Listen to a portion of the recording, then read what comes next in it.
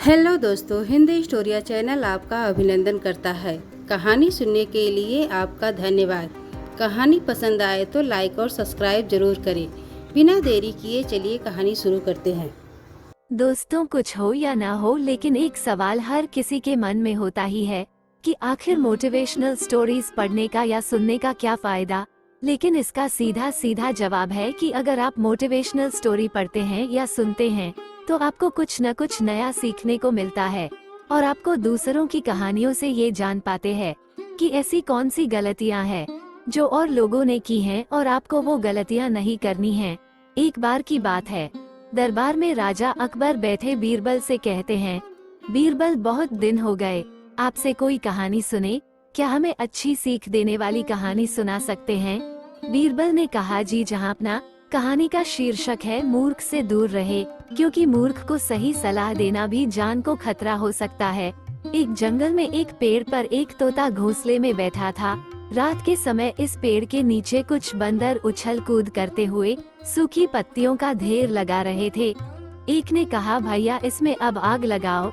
दूसरे ने कहा, इतनी चिंगारियां उड़ रही है, कोई भी एक पकड़ के इन सूखी पत्तों के नीचे रख दो, आग जल जाएगी। वो मूर्ख बंदर जुगनू को आग की चिंगारी समझ रहा था। ये सुनकर तोते से रहा नहीं गया। उसने बंदर से कहा, बंदर भाई, वो जुगनू है, उनसे आग नहीं लगेगी। 2 पत्थरों को रगड़ के चिंगारी निकालो, तब आग लगेगी। बंदरों ने तोते की बात को अनसुना कर दिया और तोते को अपने काम से काम रखने को कहा। और कुछ ही देर में बंदरों ने कुछ जुगनू अपने हाथ में पकड़ लिए और उन्हें सूखे पत्तों के नीचे रखकर हवा देने लगे। ये देखकर तोते से रहा नहीं गया। वो फिर से बोला, इससे आग नहीं लगेगी, तुम 2 सूखी लकड़ियों को रगड़ के देखो, उससे आग जल जाएगी। तोता को बार बार रोकने पर मूर्ख बंदरों को गुस्सा आ गया। उसमें से एक बंदर ने तोते को पकड़कर जमीन पर पटक दिया। जोर से पटके जाने पर तोते ने उसी वक्त दम तोड़ दिया। इस कहानी से हमें ये शिक्षा मिलती है, मूर्ख को समझाने में समय व्यर्थ ना करें, जान को खतरा हो सकता है।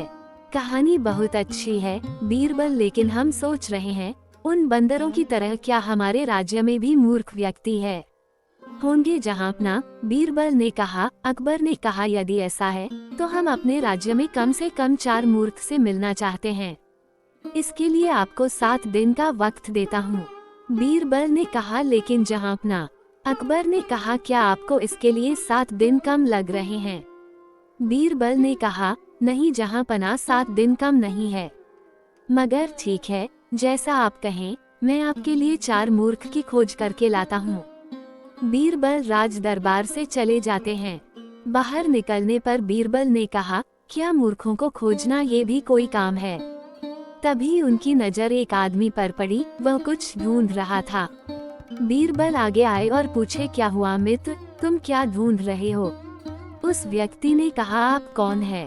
बीरबल ने कहा, मेरा नाम बीरबल है, पर इतनी रात गए इस बगीचे में क्या ढूंढ रहे हो, और तुम्हारा क्या नाम है।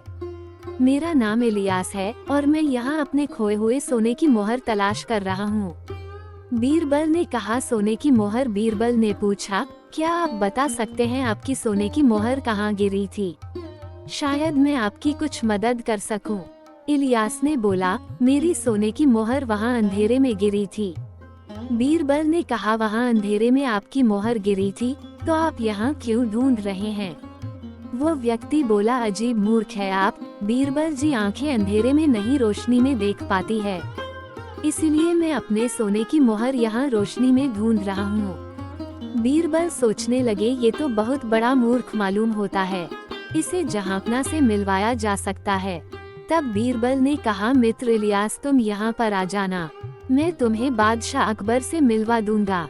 वो तुम्हें एक मोहर के बदले ढेर सारी सोने की मोहरी देंगे। ऐसा है तो मैं आ जाऊंगा। ऐसा कह करके वो व्यक्ति चला जाता है। बीरबल सोचने लगते हैं, जब एक मिल गया तो और 3 मिल जाएंगे, हमें अब बाहर जाकर उन्हें ढूंढना चाहिए। जब बीरबल बाहर जाते हैं, 4 लोग आग सेकते हुए नजर आते हैं। तो बीरबल उनके पास जाते हैं और कहते हैं, मेरा नाम बीरबल है, आप लोग यहाँ उदास क्यों बैठे हैं। उसमें से एक व्यक्ति बोलता है, बीरबल जी, हम मथुरा से व्यापार करने आए हैं, किंतु जब हम घर से चले थे तब हम 4 भाई थे। पिताजी ने खुद गिनती करके हमें बताया था।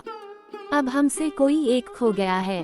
फिर वह सोचते हैं ये तो चारों यहाँ मौजूद है, फिर खोया कौन है? दोस्तों, क्या आप लोगों में से कोई गिनती करके बता सकता है कि अब आप कितने बचे हैं? शायद मैं आपकी कोई मदद कर सकूं। तो उसमें से एक व्यक्ति गिनता है, बोलता है, यह 1, ये 2, ये 3, चौथा जाने कहाँ चला गया। बीरबल सोचने लगे, कैसे मूर्ख लोग हैं, भाई को गिनती करने वाला भाई खुद को तो गिन ही नहीं रहा है। तब बीरबल ने कहा, मैं आपसे वादा करता हूँ कि मैं आपके खोए हुए भाई से आपको मिलवा दूंगा, लेकिन इसके लिए आपको कल बादशाह अकबर के दरबार में आना होगा। आप लोगों का खोया हुआ भाई वहीं मिलेगा। वह लोग बोले, हम कल दरबार पहुँच जाएंगे। अगले दिन राजा अकबर के दरबार में बीरबल पहुँचते हैं। राजा अकबर कहते हैं कि आपके चेहरे की खुशी बता रही है बीरबल कि आप मूर्खों को ढूंढने में कामयाब हो गए। बीरबल ने कहा, आपने सही कहा जहांपना, मेरी यह खोज एक दिन में ही पूरी हो गई। मगर आपको ये जानकर खुशी होगी, मैं 4 नहीं बल्कि 5 मूर्खों को साथ लाया हूँ। अकबर ने कहा, हमें आप पर नाज है बीरबल, आप अपनी बुद्धि के बल पर हर काम बिल्कुल तय वक्त पर पूरा कर लेते हैं, लेकिन अब हमसे अभी इंतजार नहीं हो रहा है। बीरबल, मैं मूर्खों को देखने के लिए बेचैन हो रहा हूँ। बीरबल ने कहा, अवश्य जहांपना, मैं आपकी बेचैनी अभी दूर कर देता हूँ। बीरबल ने कहा, आ जाओ दोस्तों, ये लीजिए जहांपना, जिन्हें आप देखना चाहते हैं वह सब आपके सामने है। देखना तो चाहते थे बीरबल, हमें ये तो बताइए जिसकी वजह से आप इन्हें मूर्खों की श्रेणी में रखा है। तब बीरबल ने सारा किस्सा अकबर को सुनाया। अकबर बादशाह ने कहा, ये तो सचमुच मूर्खता वाली बात है। एक व्यक्ति अंधेरे में खोई हुई अपनी सोने की मोहर को दूर कहीं रोशनी में ढूंढता है और दूसरा न खोए भाई को रोता है। बीरबल ने कहा, जी जहांपना, इसीलिए तो आपके सामने है। लेकिन बीरबल, इन लोगों से मिलने के बाद मुझे थोड़ी और कुलबुलाहट होने लगी है। मैं अब ऐसे लोगों को जानना चाहता हूँ जो मूर्ख नहीं महामूर्ख हो, उनसे भी आपकी मुलाकात करवा सकता हूँ। ऐसे 2 महामूर्ख तो इस समय आपके दरबार में ही मौजूद है। कहा, क्या वाकई? बीरबल ने कहा, जी जहांपना, मैंने आपसे एकदम सत्य कहा है। हम मिलना चाहते हैं जहांपना, उनमें से तो एक आपके सामने खड़ा है, यानी कि मैं। अकबर ने कहा, ये क्या कह रहे हो बीरबल, आप तो बहुत ही समझदार और बुद्धिमान हैं। आपकी बात सत्य है, बीरबल ने कहा, किंतु समझदार और बुद्धिमान व्यक्ति कभी मूर्खों की संगत में नहीं रहते। यहाँ तो मैं पूरा एक दिन मूर्खों को ढूंढने में खर्च कर दिया। यही मेरी मूर्खता का सबसे बड़ा प्रमाण है, जबकि आपका सलाहकार होने के नाते मेरा काम सरकारी काम का आपको अच्छी सलाह देना है। तब अकबर हंसने लगते हैं और कहते हैं, हम आपका मतलब समझ गए बीरबल, अब हम आपको बताते हैं। और वह दूसरा महामूर्ख कौन है जो इस वक्त इस दरबार में मौजूद है? वह दूसरा महामूर्ख कोई और नहीं, हम खुद है बीरबल, जिसने आपको इस प्रकार के काम में लगा दिया। हम आपकी बात से पूरी तरह सहमत है बीरबल की मूर्खों को खोजना मूर्खता का ही काम है, और अपनी इस मूर्खता के लिए आपसे माफी मांगते हैं।